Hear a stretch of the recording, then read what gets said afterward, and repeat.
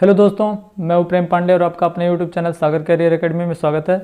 दोस्तों, आज हम आप लोगों के लिए प्रोनाउन की क्लास को लेकर आए हैं। जैसा कि आपने पिछले वीडियो में देखा था, प्रोनाउन के कुछ पार्ट्स के बारे में जाना था, तो दोस्तों उसके आगे के पार्ट्स के बारे में मैं आपको इस वीडियो में बताने जा रहा हूँ। तो प्लीज़ दोस्तों वीडियो को पूरा देखिएगा। अगर वीडियो आपको अच्छा लगता है तो प्लीज़ वीडियो को लाइक कर दीजिएगा तथा अगर आप चैनल पर नए हैं तो चैनल को सब्सक्राइब करना ना भूलिएगा और बेल आइकन को आप क्लिक कर दीजिएगा दोस्तों, ताकि आपको नोटिफिकेशन मिलता रहे। तो चलिए दोस्तों, आज की क्लास को शुरू करते हैं। Interrogative pronoun. तो दोस्तों चलिए देखते हैं इंट्रोगेटिव प्रोनाउन के बारे में। हम जानते हैं कि इंट्रोगेटिव प्रोनाउन क्या होता है। दोस्तों, इंट्रोगेटिव प्रोनाउन मतलब होता है प्रश्नवाचक सर्वनाम, अर्थात वह सर्वनाम जिससे प्रश्न पूछने का कार्य किया जाता है उसे क्या कहते हैं? इंट्रोगेटिव प्रोनाउन कहते हैं। ठीक है दोस्तों, तो इंट्रोगेटिव प्रोनाउन से क्या करते हैं हम? हमेशा प्रश्न पूछने का कार्य किया जाता है इनसे। ठीक है, क्वेश्चन करने का कार्य। ठीक, तो जिस प्रोनाउन से हम प्रश्न पूछने का कार्य करते हैं वह क्या कहलाता है? इंट्रोगेटिव प्रोनाउन कहलाता है। जैसे हु, whom, whose, which और what। ठीक है दोस्तों, तो ये क्या होता है? ये क्वेश्चन वर्ड है और ऐसे क्वेश्चन वर्ड है जो क्या है? इंट्रोगेटिव प्रोनाउन है। ठीक है, तो दोस्तों पहला तो हमें यहाँ पे एक क्वेश्चन आपको माइंड में आना चाहिए कि ये प्रोनाउन क्यों है। ठीक है, तो दोस्तों मैंने आपको जैसे कि पीछे वीडियो में आपको बता दिया था कि प्रोनाउन क्या होता है, वह नाउन के स्थान पे प्रयोग किया जाता है। हमेशा आपको ध्यान रखना होगा दोस्तों कि जरूरी नहीं आपको डेफिनेशन वाली पढ़ाई नहीं करनी है कि आपको याद हो गया डेफिनेशन तो आप समझ गए, सब कुछ आपको आ गया। ठीक है, तो डेफिनेशन से कभी भी किसी को कुछ नहीं आता है। ठीक है, आपको हमेशा समझना चाहिए। तो दोस्तों आपको अगर डेफिनेशन याद हो गया तो जरूरी नहीं है कि आपको समझ में आ गया। ठीक है, लेकिन अगर आपको समझ में आ गया तो डेफिनेशन आप खुद से बना सकते हैं। ठीक है, तो दोस्तों मैं यहाँ पे आपसे क्वेश्चन कर रहा हूँ कि यहाँ पे who, whom, whose, which, what interrogative pronoun क्यों है। ठीक, तो पहला तो ये प्रश्न पूछने का कार्य कर रहे हैं, इसलिए ये इंट्रोगेटिव वर्ड है। ठीक है, क्वेश्चन वर्ड ये है। ठीक है, तो क्वेश्चन वर्ड है, लेकिन ये क्वेश्चन वर्ड मैं कह रहा हूँ इंट्रोगेटिव प्रोनाउन है। तो क्यों है? क्योंकि दोस्तों ये ऐसे क्वेश्चन वर्ड हैं जो किसी नाउन के स्थान पे प्रयोग किए जाते हैं। ठीक है, जैसे मैं कहूँ हु माने क्या होता है? कौन।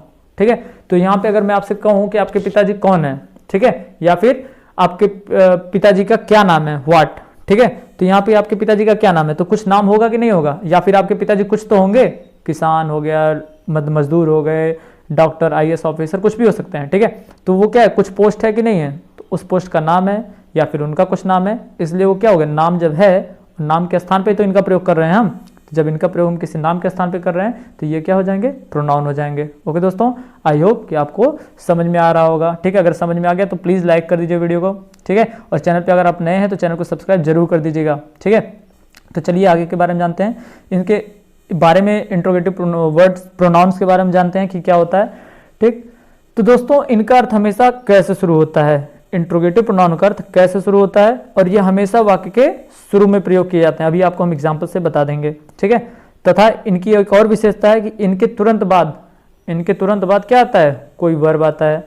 दोस्तों वर्ब हमारा कई प्रकार का होता है। ठीक है, तो वर्ब के बारे में अगर आपको जानना है तो आगे आप वीडियो देखते रहिए, चैनल के साथ बने रहिए, आगे हम वर्ब के बारे में भी आपको बताएंगे। ठीक है, तो दोस्तों वर्ब हमारा आपको यहाँ पे शॉर्टकट में बता देते हैं। वर्ब हमारा मेन वर्ब भी होता है और हेल्पिंग वर्ब भी होता है। तो यहाँ पे वर्ब दोस्तों दोनों प्रकार का हो सकता है।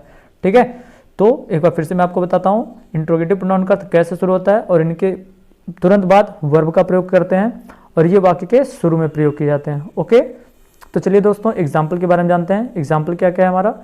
तो पहला एग्जाम्पल मैंने दे रखा है, who wants to crack defence examination, मतलब कौन या फिर कौन डिफेंस की परीक्षाओं को पास करना चाहता है। तो दोस्तों आप में से कई लोग डिफेंस का प्रिपरेशन कर रहे होंगे। अगर आप में से कुछ लोग प्रिपरेशन कर रहे हैं, जो प्रिपरेशन कर रहा है डिफेंस का, वो जरूर हमें कमेंट बॉक्स में कमेंट करके जरूर बताइएगा। ठीक है, ताकि मैं भी तो देखूं कौन कौन डिफेंस का प्रिपरेशन कर रहा है। ठीक है, उसी हिसाब से मैं भी वीडियो अपना अपलोड करूंगा।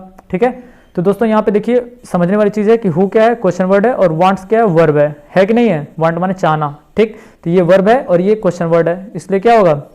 ये प्रोनाउन का कार्य भी कर रहा है। ठीक, तो आप यहाँ पे पूछ रहे हैं ना कौन पास करना चाहता है, तो कोई तो पास करना चाहता होगा, वही जो पास करना चाहता है वो नाउन होगा और उसकी जगह पे हम प्रयोग किए इसके, इसलिए क्या होगा? इंट्रोगेटिव प्रोनाउन होगा। ओके दोस्तों, तो चलिए अगला एग्जाम्पल देखते हैं। What are the basic rules of lockdown? आजकल लॉकडाउन चल रहा है दोस्तों, आज 2 जून 2020 है।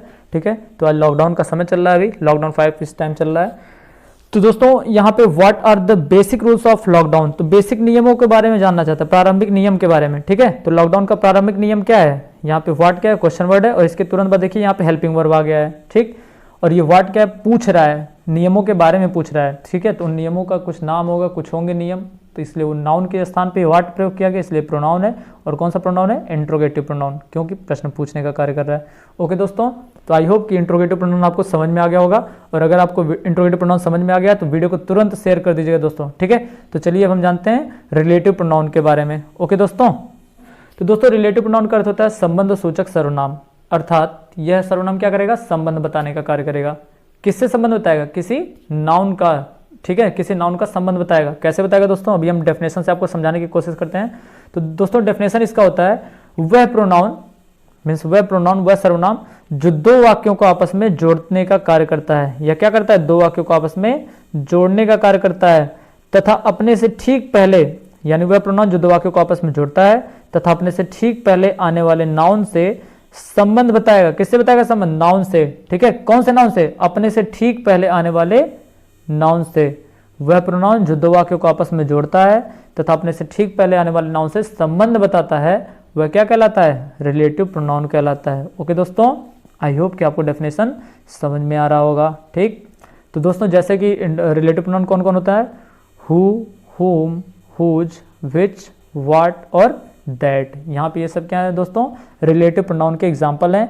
इनका प्रयोग हम कब करते हैं? दो वाक्यों को जोड़ने के लिए, ठीक। और जब इनका प्रयोग हम दो वाक्यों को जोड़ने के लिए करेंगे तो वह रिलेटिव प्रोनाउन कहलाएगा। और कब कहलाएगा? जब वो उसके पहले कोई नाउन दिया हो और उससे वह संबंध बताए। मतलब रिलेटिव प्रोनाउन क्या करे? अपने से ठीक पहले आने वाले नाउन से संबंध बताएगा, ठीक है। जैसे कि क्या हो? एक वाक्य ये हो गया और एक वाक्य ये हो गया ना, ठीक। अब बीच में क्या आ जाए? रिलेटिव प्रोनाउन आ जाए, ठीक। अभी आपको सब एग्जाम्पल देकर हम समझाएंगे।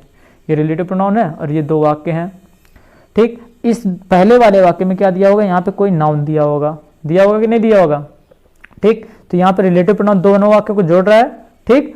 और दोनों वाक्यों को जोड़ने के साथ साथ क्या कर रहा है? अपने से ठीक पहले आने वाले नाउन से संबंध भी बताएगा, तभी यह कहलाएगा रिलेटिव प्रोनाउन। ओके, ठीक। पहले हम इसके बारे में जान लेते हैं, इसकी कुछ विशेषताओं के बारे में, ठीक। फिर उसके बाद हम एग्जाम्पल देकर आपको समझाएंगे, उदाहरण देकर, ठीक है। जैसे कि दोस्तों पहला पॉइंट हमारा है रिलेटिव प्रोनाउन क्या करता है? हमेशा, रिलेटिव प्रोनाउन का अर्थ हमेशा जैसे शुरू होता है। जैसे कि क्या होता है? इंट्रोगेटिव प्रोनाउन आपने पढ़ा, तो इंट्रोगेटिव प्रोनाउन का अर्थ किससे शुरू होता है? इंट्रोगेटिव प्रोनाउन का अर्थ हमेशा कैसे शुरू होता है? उसका, किसका? इंट्रोगेटिव प्रोनाउन का हमारा, ठीक है। तथा इंट्रोगेटिव प्रोनाउन के वाक्य के अंत में क्या लगा होता है?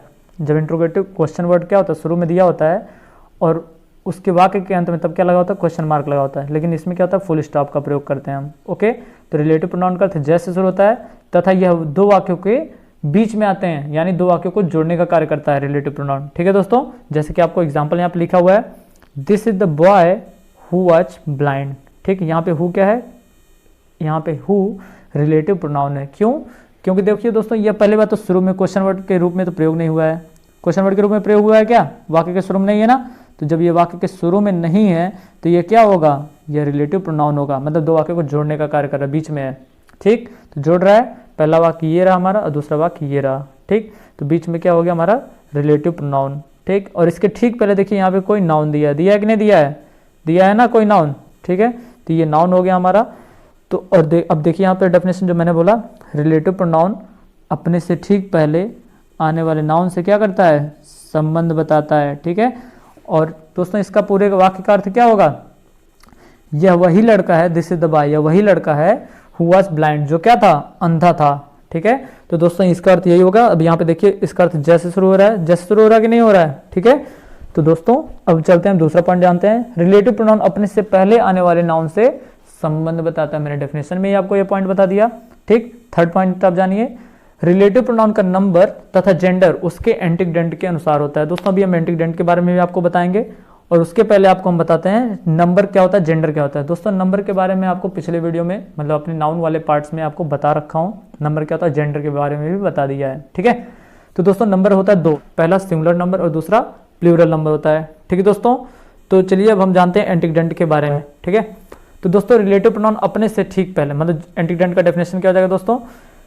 रिलेटिव प्रोनाउन अपने से ठीक पहले आने वाले, रिलेटिव प्रोनाउन हो गया, और अपने से ठीक पहले आने वाले जिस नाउन से, मैंने बताया ना कि रिलेटिव प्रोनाउन के ठीक पहले क्या था? कोई नाउन दिया होता है। तो रिलेटिव प्रोनाउन अपने से ठीक पहले आने वाले जिस नाउन से संबंध बताता है वही क्या कहलाता है? एंटीग्रेंट। अर्थात वही नाउन जो होता है ना रिलेटिव प्रोनाउन के ठीक पहले, वही एंटीग्रेंट कहलाता है, ठीक है।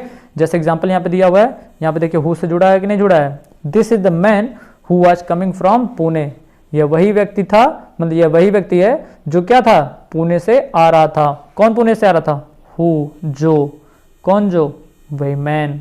तो यह रिलेटिव प्रोनाउन है क्योंकि इससे मैन से संबंध बता रहा है। अब दोस्तों मैन कौन सा जेंडर है, मैन कौन सा जेंडर है, मैन हमारा मैस्कुलिन जेंडर है, ठीक। और नंबर कौन सा है, सिंगुलर नंबर है, क्योंकि एक ही व्यक्ति है, एक ही मैन है, ठीक है। तो मैन एक ही है कि नहीं है, मैन एक है, इसलिए हु भी क्या हो जाएगा, सिंगुलर हो जाएगा। मैन क्या है, मैस्कुलिन जेंडर है, इसलिए हु भी मैस्कुलिन जेंडर हो जाएगा, ठीक है। अब इसका प्रभाव कैसे पड़ेगा, क्योंकि देखिए दोस्तों मैन क्या है, सिंगुलर है, इसलिए हु भी सिंगुलर है। क्यों, क्योंकि जो आगे वाज लगा है, वाज सिंगुलर है तभी तो वाज लगा है, प्लूरल होता तो क्या लग जाता, वर लग जाता, कि नहीं लग जाता, ठीक है। तो मैन सिंगुलर है इसलिए हु भी सिंगुलर है, और हु सिंगुलर है इसलिए यहाँ पे वाज भी हम सिंगुलर वर्ब लगाए हैं, ठीक है। तो आई होप दोस्तों कि आपको यह समझ में आ रहा होगा, यह पॉइंट समझ में आ गया होगा, ठीक है। तो एक बार फिर से एग्जांपल देख लीजिए, this is the man who was coming from Pune, यह वही व्यक्ति है जो पुणे से आ रहा था, ठीक है दोस्तों। अब हम चलते हैं रिलेटिव प्रोनाउन के प्रयोग के बारे में जानते हैं दोस्तों, ठीक है। तो इसको जल्दी से जानिएगा क्योंकि वीडियो दोस्तों बहुत बड़ा हो जा रहा है, ठीक। तो दोस्तों हु का प्रयोग हम सब्जेक्टिव केस के रूप में करते हैं, कब, सजीव के साथ करते हैं, हमेशा हु का प्रयोग हम सजीव के साथ ही करेंगे, ठीक है। फिर आता है हमारा होम, होम का प्रयोग दोस्तों हम सजीव के साथ करते हैं और ऑब्जेक्टिव केस में करते हैं। दोस्तों केस के बारे में मैंने आपको नाउन वाले पार्ट्स में पढ़ा रखा है, पूरा बताया है, ठीक है। नाउन और प्रोनाउन, पर्सनल प्रोनाउन के बारे में भी मैंने बता दिया है कि पर्सनल प्रोनाउन का जो केस होता है वही, ठीक है, उसी में आ जाता है आपको, ठीक है। तो हुम क्या होता है दोस्तों, सजीव के साथ प्रयोग किया जाता है और ऑब्जेक्टिव केस के रूप में होता है। फिर आता है दोस्तों विच, विच का प्रयोग हम सब्जेक्ट और ऑब्जेक्ट दोनों के रूप में करते हैं, ठीक है। तो विच का प्रयोग सब्जेक्ट के रूप में भी होता है और ऑब्जेक्ट के रूप में भी होता है, तथा इसका प्रयोग किसके साथ करते हैं, निर्जीव के साथ करते हैं, ओके। विच हमारा सब्जेक्ट भी है, ऑब्जेक्ट भी है, और ये निर्जीव के साथ प्रयोग किया जाएगा। फिर आता है हुज, दोस्तों हुज क्या होता है, सजीव के साथ भी प्रयोग किया जाता है तथा निर्जीव के साथ भी प्रयोग किया जाता है, दोनों के साथ होता है इसका प्रयोग, ठीक है। और यह हमेशा पजेसिव केस के रूप में प्रयोग किया जाता है, ठीक, मतलब पजेसिव केस के साथ ही यह प्रयोग किया जाएगा हुज, क्लियर। फिर आता है हमारा, और दोस्तों अगर आपको समझ में आ रहा है ये सब तो आप प्लीज इसके बारे में एक एक एग्जांपल हमें कमेंट बॉक्स में कमेंट करके हमें जरूर बताएगा पूरे रिलेटिव प्रोनाउन के ऊपर, ठीक है। मैं उसको वीडियो के लास्ट में आप जब कमेंट कर देंगे तो मैं उसको चेक कर लूंगा कि किसका किसका सही है, किसका किसका गलत है, ओके दोस्तों। फिर देखिए हम वाट का प्रयोग कब करते हैं दोस्तों, वाट का प्रयोग हम निर्जीव तथा आइडिया के लिए करते हैं, मतलब निर्जीव के साथ होता है वर्ड का प्रयोग नॉन लिविंग थिंग्स के लिए, और आइडिया किसी विचार के लिए होता है। फिर आता है हमारा दैट, ठीक है दोस्तों, दैट का प्रयोग हम सजीव के लिए करते हैं और निर्जीव के लिए भी करते हैं, ठीक है, मतलब दैट का प्रयोग सजीव तथा निर्जीव दोनों के लिए किया जाता है। दोस्तों दैट बहुत ही इंपॉर्टेंट है और इसका प्रयोग आपको हमेशा ऑलमोस्ट एवरी कंपटीशन एग्जामिनेशन, ठीक है, मतलब प्रत्येक कंपटीशन एग्जाम में आपको दैट का प्रयोग जरूर पूछ लेता है। तो दोस्तों आज की क्लास को यहीं ओवर करते हैं, और यह वीडियो अगर आपको अच्छा लगा तो प्लीज़ वीडियो को लाइक कर दीजिएगा तथा चैनल को सब्सक्राइब करना ना भूलिएगा, और दोस्तों के साथ भी अपने शेयर करते रहिएगा। तो चलिए दोस्तों आपको हम अगले वीडियो में मिलते हैं, तब तक के लिए जय हिंद, जय भारत, वंदे मातरम।